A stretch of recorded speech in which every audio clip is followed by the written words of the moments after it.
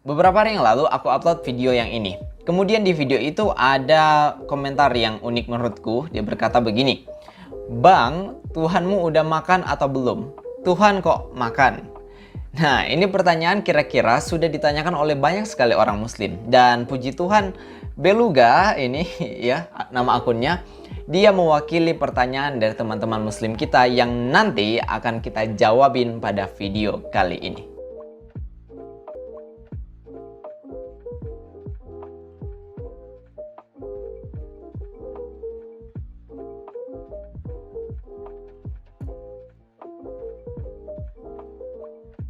Shalom alaikum Bismillah Masya. Assalamualaikum warahmatullahi wabarakatuh. Halo, kenalin aku Endri Kotor Laki. Aku seorang YouTuber apologet Kristen yang siap untuk membela iman Kristen.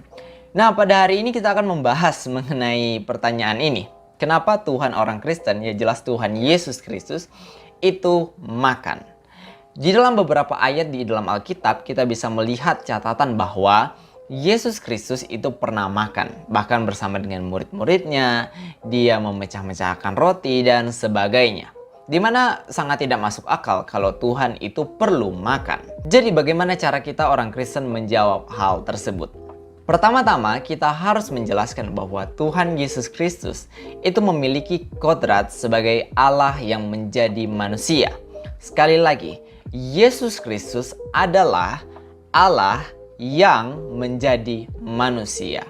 Bahkan beberapa orang mengatakan bahwa Yesus itu 100% Allah dan 100% manusia. Nah, kodrat Yesus sebagai Allah yang menjadi manusia ini dijelaskan secara jelas di dalam Yohanes pasalnya yang pertama. Dalam ayatnya yang pertama dikatakan en arche in hologos kai hologos in proston theon kai theos in hologos. Pada mulanya adalah firman.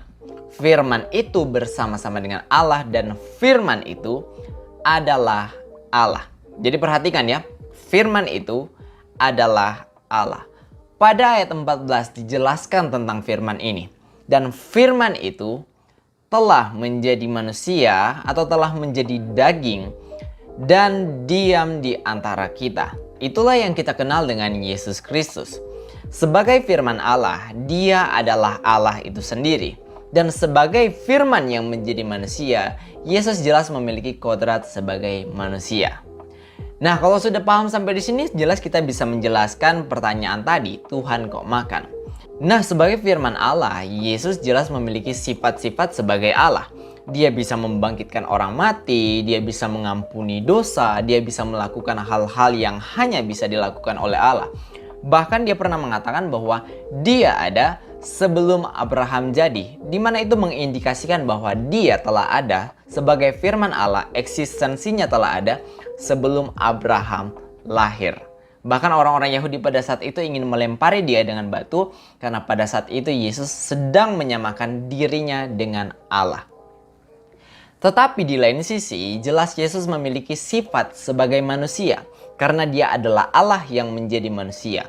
Nah, sifat sebagai manusia Yesus inilah yang seringkali kita pertanyakan.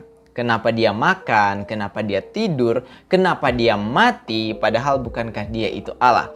Itu membuktikan bahwa dia, Yesus Kristus, itu memiliki sifat sebagai manusia.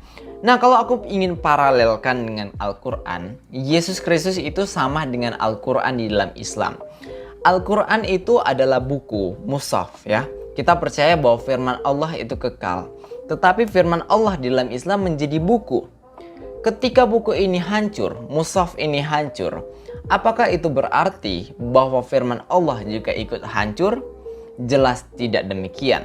Ketika buku mushaf ini, mushaf Al-Quran, contohnya dimakan ngengat ya, atau dimakan rayap, apakah berarti bahwa firman Allah juga ikut dimakan ngengat dan rayap?